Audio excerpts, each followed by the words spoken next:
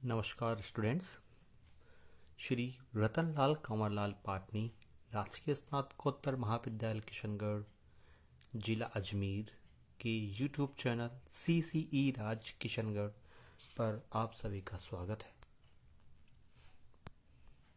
मैं महेंद्र कुमार वर्मा, सहायक आचार्य व्यावसायिक प्रशासन विभाग।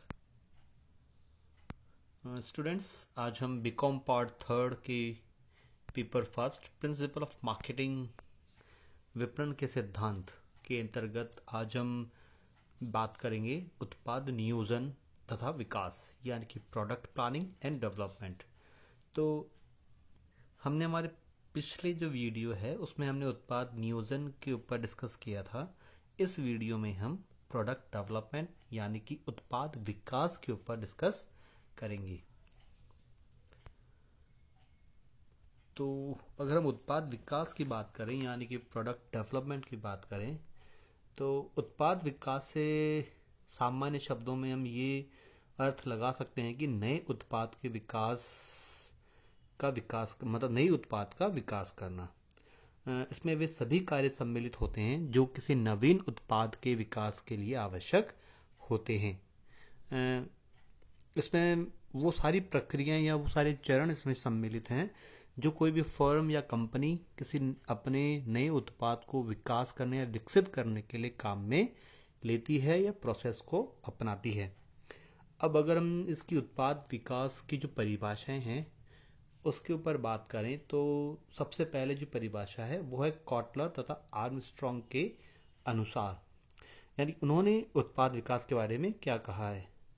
जैसा कि सामने आप देख रहे होंगे, उत्पाद विकास संस्था की उन्नति की वह व्यूह रचना है जिसके अंतर्गत विद्यमान बाजार संभागों में संशोधित या नए उत्पाद प्रस्तुत किए जाते हैं।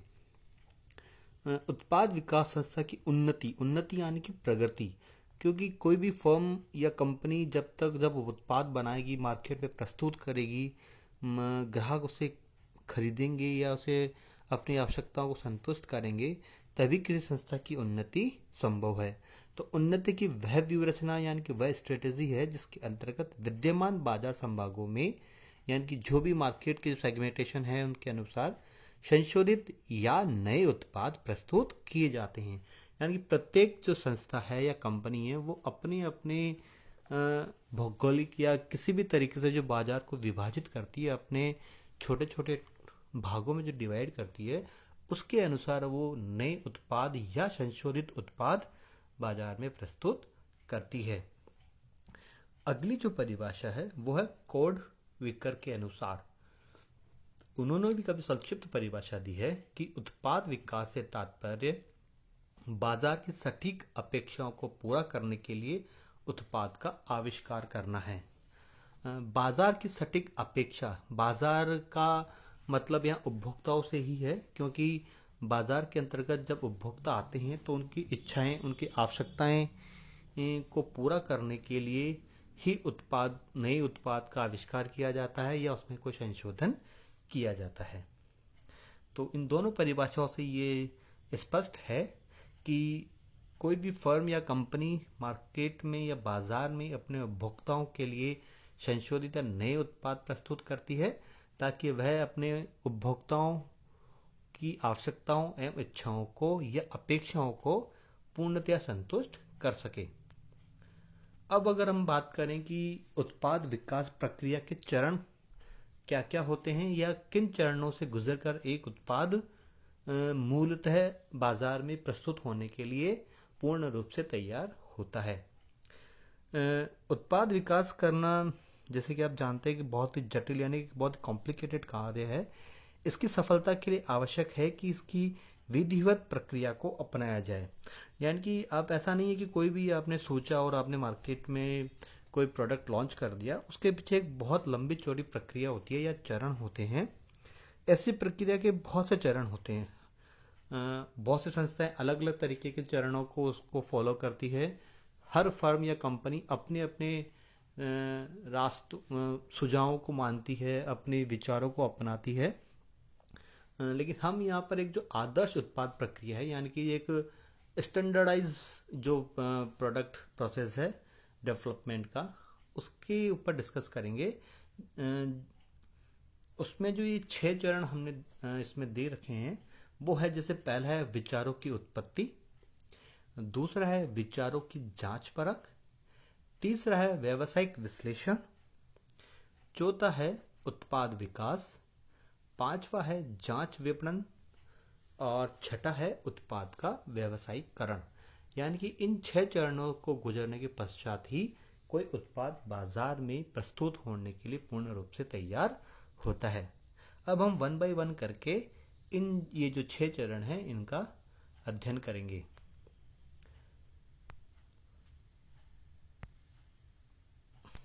पहला जो इसका चरण है या पहला जो पॉइंट है वो है विचारों की उत्पत्ति।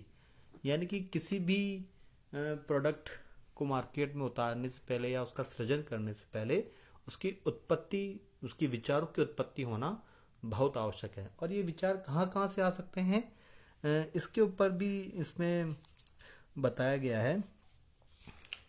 जैसे पहला जो है, जैसे विचार की उत्पत्ति आ सकती है, वो है ग्राहक। यानी कि जो स्वयं अपनी इच्छाओं, आवश्यकताओं, पसंद नापसंद, समस्याओं के रूप में अपने विचारों को व्यक्त करते हैं।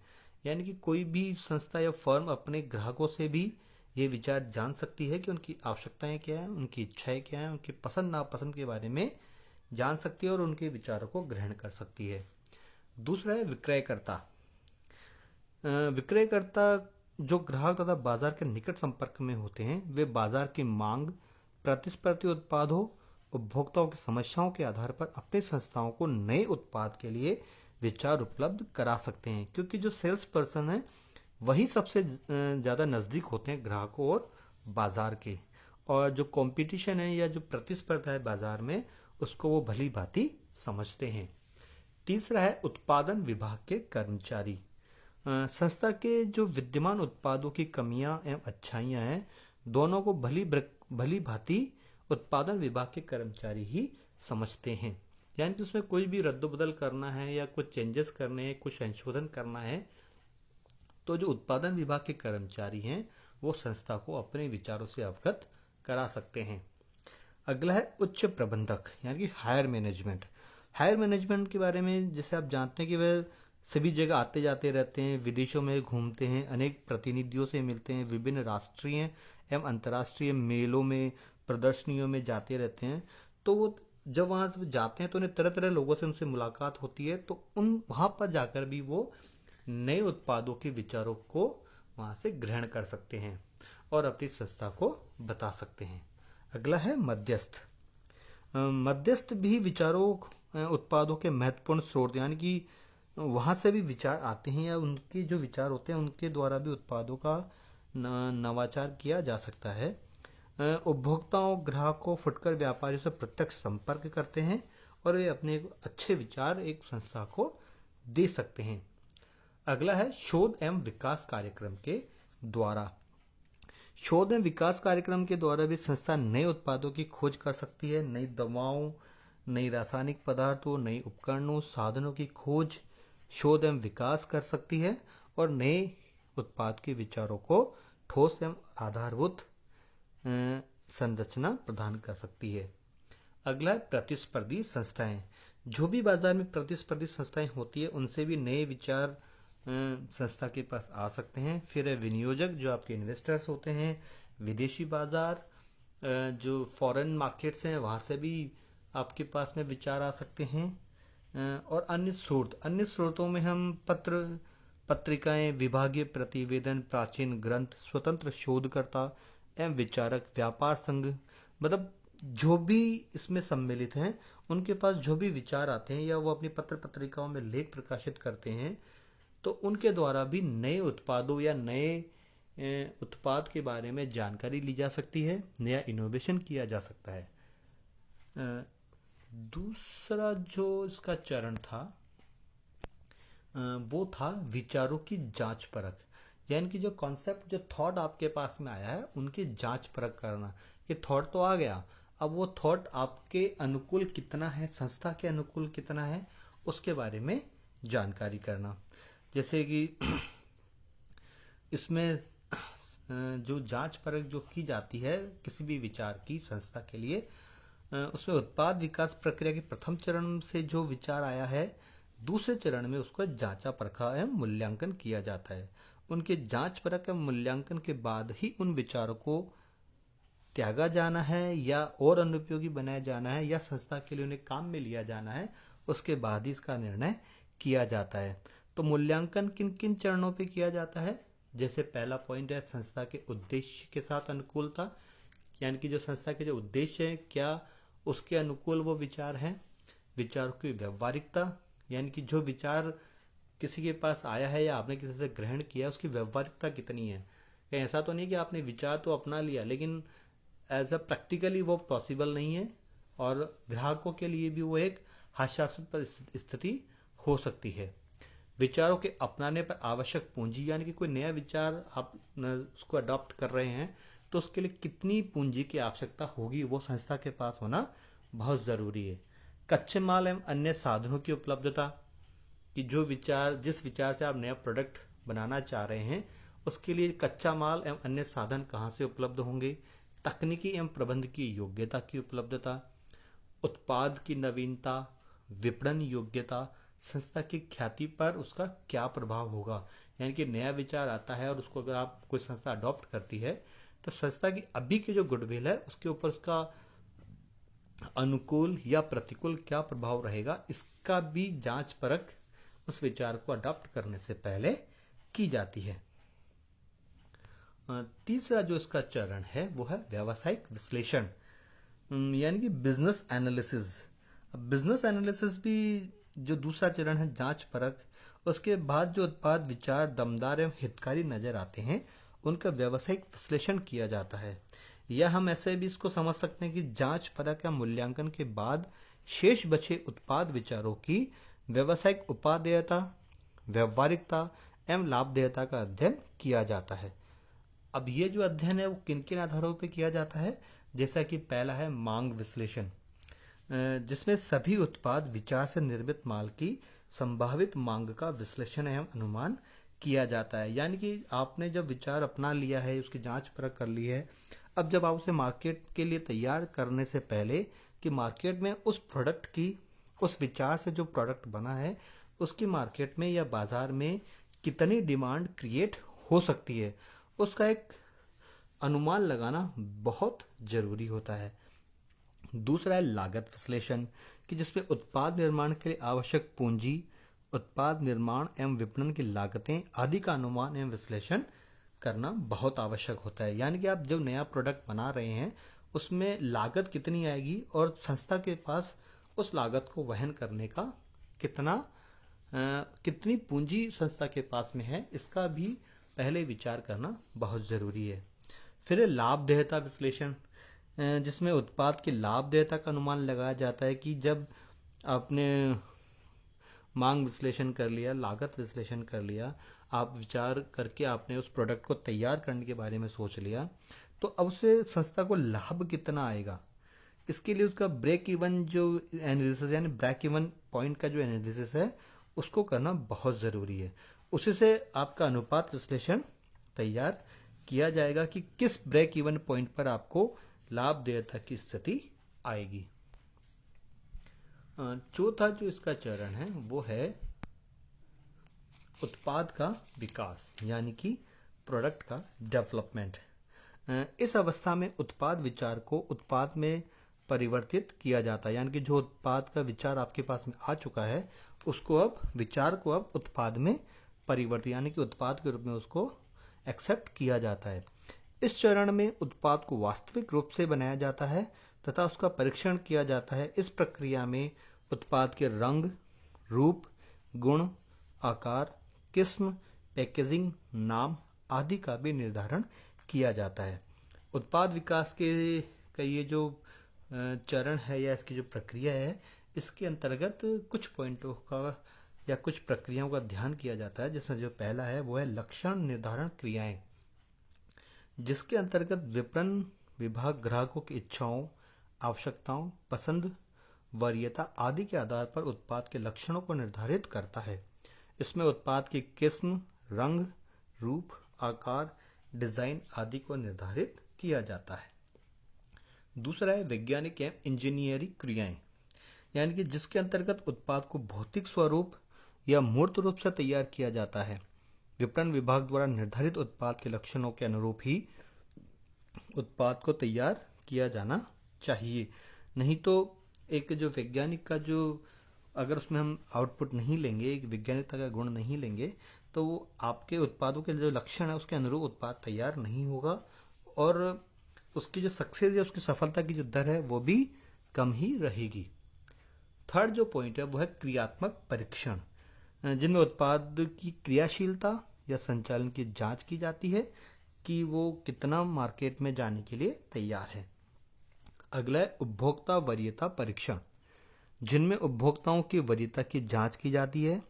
इस हेतु उपभोक्ताओं से उत्पाद का परीक्षण भी कराया जाता है, यानी कि वो ग्राहकों को दिया जाता है ताकि वो उसको टेस्ट करे, उसका प्रयोग करे, उसका यूज करे और संस्था को उसका फीडबैक दे कि उनके लिए वो प्रोडक्ट कितना सही है और उसमें क्या क्या कमियां हैं या उनका कुछ और संशोधन करना हो तो संस्था को उसके बारे में अवगत कराए। अगला है विपणन मिश्रण का निर्धारण, क्योंकि मार्केटिंग मिक्स कि आपको उस प्रोडक्ट को लॉन्च करने के लिए किन किन प्रमोशनल एक्टिविटीज की जरूरत होगी, जिनमें उत्पाद के विपणन कार्यों के मिश्रण को तय किया जाता है। इसमें उत्पाद का नाम, पैकेजिंग, लेबलिंग, वितरण विधियों, संवर्धनात्मक साधनों आदि का निर्धारण करना सम्मिलित होता है। अगला जो इसका पॉइंट है जांच विपणन, यानी कि टेस्ट मार्केटिंग।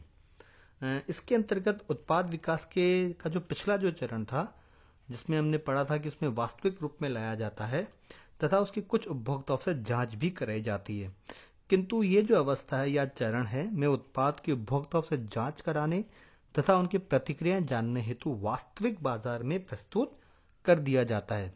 यद्यपि ये बाजार बहुत सीमित क्षेत्र का होता है, इसको हम सैंपलिंग भी कह सकते हैं। जांच विपणन के लिए कुछ मानकों को निर्धारित किया जाता है, उन मानकों के बाद ही पता लगाया जाता है कि मार्केट में ये सैंपलिंग कितने सक्सेस हुई है। इसके अंतर्गत जैसे कुछ पॉइंट है इनका, इनके आधार पर जो जांच विपणन है वो उनके प्रमुख उद्देश्य एवं लाभ क्या क्या होने चाहिए। जैसे पहला जो पॉइंट है वह भावी उत्पाद की विक्रय संभाव्यता को ज्ञात करना, यानी कि जो प्रोडक्ट हम लॉन्च कर रहे हैं उसकी फ्यूचर में कितनी सेल्स हो सकती है। दूसरा है उत्पाद के संबंध में उपभोक्ताओं एवं व्यापारियों के विचारों एवं प्रतिक्रियाओं को जानना।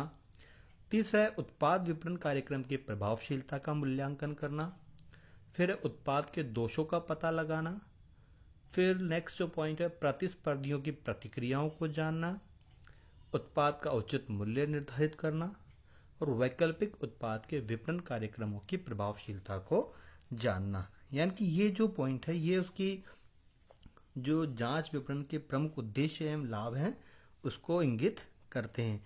इन सभी जो पॉइंट हैं, जो ये 7 पॉइंट हैं, इनके ऊपर जांच परख कर ही आगे के डिसीजन या निर्णय एक संस्था द्वारा लिए जाते हैं। नेक्स्ट और जो अंतिम जो चरण था प्रोडक्ट डेवलपमेंट का, वो था उत्पाद का व्यावसायिकरण। यानी कि जब जांच विपणन के परिणाम उत्साहजनक आ जाते हैं, यानी कि जब सैंपलिंग जब की जाती है और उसकी जब अच्छे परिणाम आते हैं कि हाँ ग्राहक आपके प्रोडक्ट को पसंद कर रहे हैं, तो उत्पाद का व्यवसायीकरण किया जाता है, यानी कि उसको पूर्ण रूप से बाजार में बिकने के लिए या ग्राहकों के लिए प्रस्तुत करने के लिए प्रोडक्ट तैयार कर दिया जाता है। उत्पाद व्यवसायीकरण से तात्पर्य उत्पाद को वास्तव में पूरे बाजार में प्रस्तुत करने से है, यानी कि उत्पाद को वास्तव में रियलिटी में पूरे बाजार में ग्राहकों के लिए उसको प्रस्तुत कर दिया जाता है। इसके लिए भी योजना तैयार की जाती है और उन योजनाओं में जो कुछ बातें हैं उसका ध्यान रखा जाता है। जैसे नए उत्पाद के उत्पादन हेतु आवश्यक संसाधनों की व्यवस्था करना, जिनमें पूंजी, यंत्र, उपकरण, कच्चा माल आदि प्रमुख है। दूसरा है बाजार क्षेत्रों का निर्धारण करना कि बाजार आप सीमित रखना चाहते हैं, व्यापक रखना चाहते हैं। तीसरा है लक्ष्य बाजार के लिए विपणन रणनीति बनाना कि आपकी मार्केटिंग पॉलिसी या मार्केटिंग स्ट्रेटेजी क्या होगी आपके टारगेट्स मार्केट्स के लिए।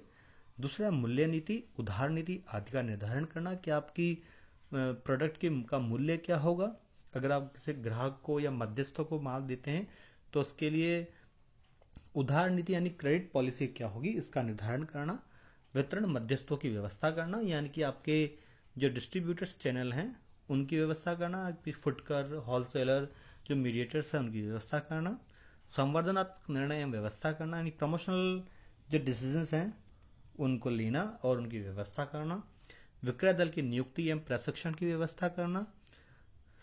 उत्पाद की सतत किस्म नियंत्रण की व्यवस्था करना कि जो उत्पाद है उसकी जो किस्म है जो आपने तय की है उसी आधार पर उसकी वो बनी रहे, उसके नियंत्रण की भी व्यवस्था करना। अन्य विभागों से समन्वय करना।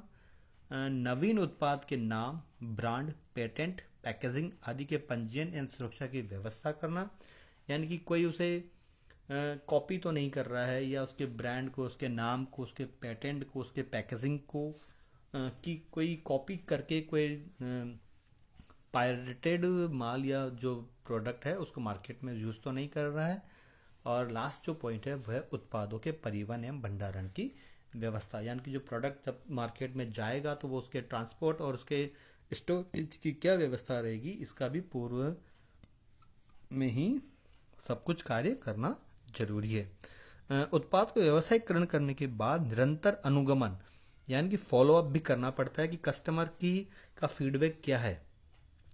इसमें उत्पाद विपणन में समस्याएं नहीं आती यानी कि जब ऐसा होता है तो अगर उत्पाद में कभी संशोधन करना है या उसे अपडेट करना है इसके लिए आपको तुरंत डिसीजन लेने में आसानी होती है।